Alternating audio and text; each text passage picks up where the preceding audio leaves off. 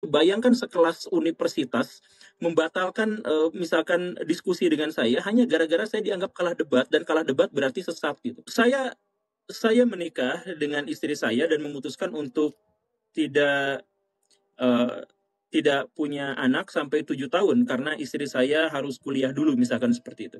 Nah itu gunjingan dari tetangga itu luar biasa.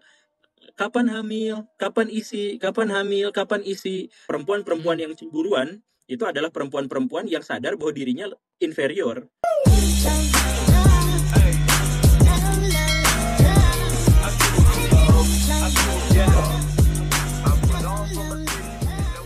Perdebatan itu seharusnya baik, perdebatan itu seharusnya bagus. Perdebatan itu menguji argumentasi-argumentasi yang kita punya, pemikiran dan gagasan yang ada dalam benak kita untuk dibenturkan dengan pemikiran dan gagasan orang lain. Kita dipaksa untuk menghubungkan informasi-informasi dan kemudian membuka kemungkinan bahwa apa yang kita yakini selama ini ternyata keliru atau salah gitu. Sampai sebatas itu debat itu bagus.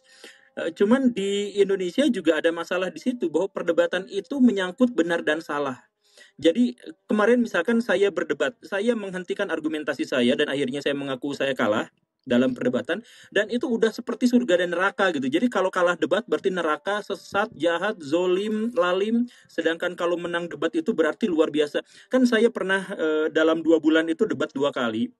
Yang pertama di Hmm. Robito Halawiyah, dan saya dianggap menang, dan itu pujian sanjungannya berlebihan luar biasa. Saya trending di Twitter dan begitu banyak orang yang menyanjung dan memuji-puji saya.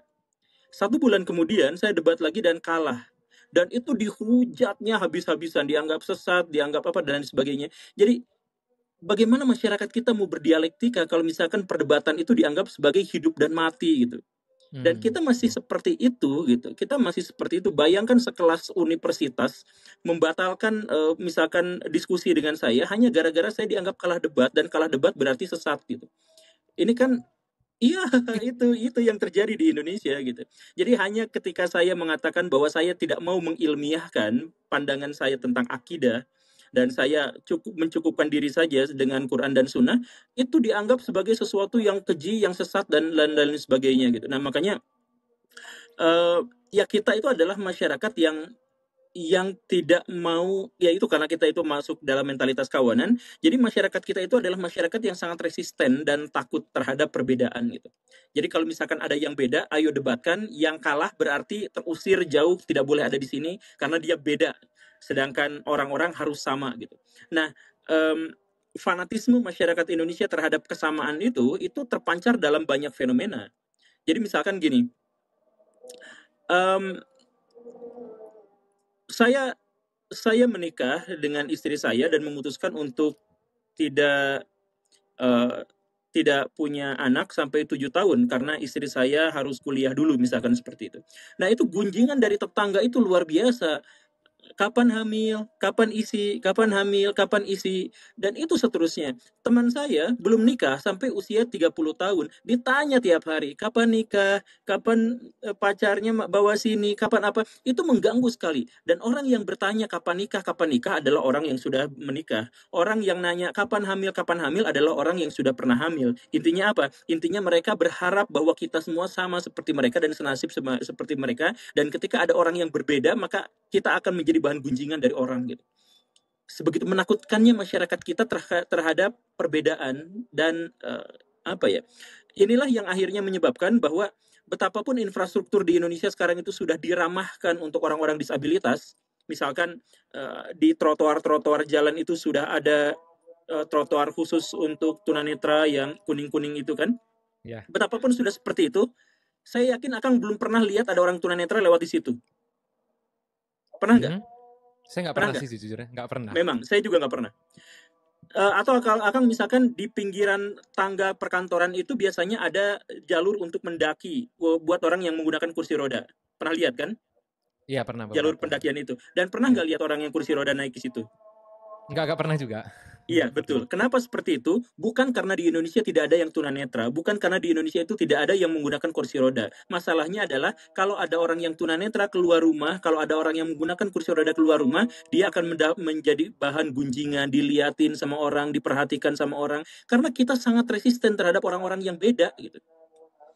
Itu masalahnya. Jadi betapa mengerikannya kan dalam hal ini gitu. Ya itu saya pikir diskusi itu adalah sesuatu yang baik gitu.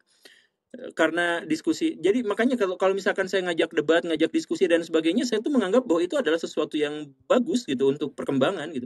Cuman ya itulah entah pada akhirnya orang-orang juga berpikir bahwa itu tuh hidup mati gitu. Kalau menang tuh berarti saya luar biasa, jenius, bla bla bla bla bla. Tapi kalau kalah itu wah dirujak, dianggap sesat dan sebagainya gitu.